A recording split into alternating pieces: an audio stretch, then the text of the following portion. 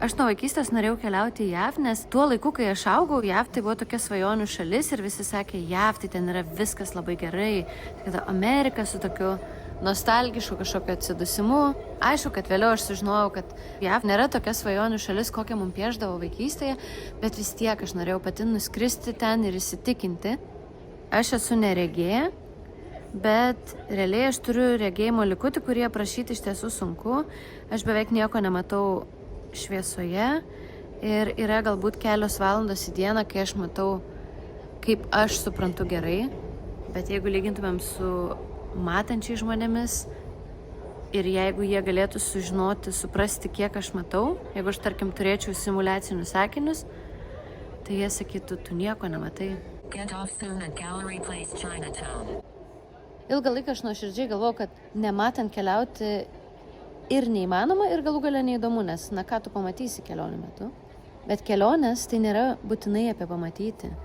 Kelionės yra ir apie patirti. Dvi moterys skrieja parašiute virš vandenyno. Ir apie paragauti. Nuotraukose įvairūs patiekalai.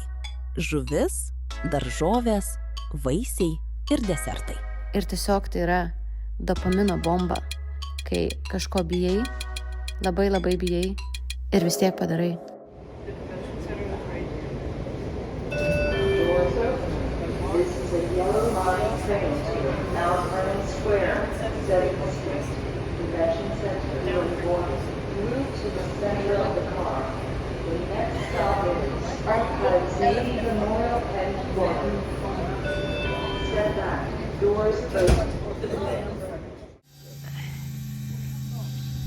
Try and get us a little bit better of an angle. Mes važinėjom čia su propelerinė valtim. Realiai aš nežinau, kaip iš tikrųjų išversti tiksliai į lietuvių kalbą šitą dalyko. Ir aišku, kad čia tos aligatorius matot jūs, aš jų nemačiau, bet aš jaučiau ten vėją, tos valtės greitį. Mes važiavom per pelkes ir tai man buvo toks labai stiprus pojūtis. Matome banguojančias pelkių žoles, pro kurias dideliu greičiu skrieja valtis. Vaizdas priartėja prie vandens, kur tarp meldų visai šalia matosi nejudantis, saulėje besišildantis aligatorius.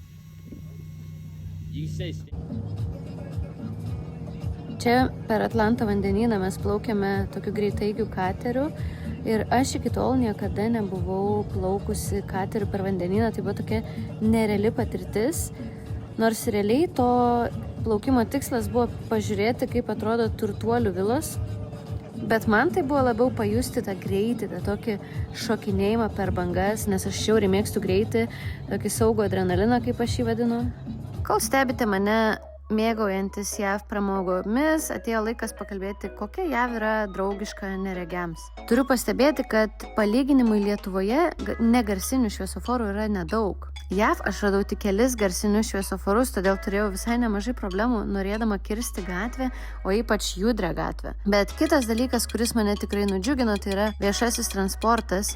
Čia kiekvienas autobusas, kuris atvažiuoja, garsiai pasako savo maršruto numerį, kur vyksta, kiek kainuoja bilietas. Ir panašu, kad niekam tai netrukdo, nes šis triukšmas susilieja su bendru automobilių triukšmu.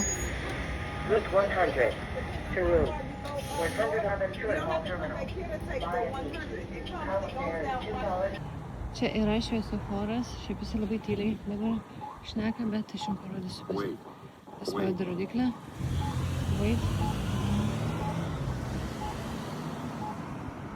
Ir kaip čia yra tokia reljefinė rodiklė, kuri rodo į tą gatvę, kurią reikės pereiti, nes man patinka ši. K Street. Walk sign is on.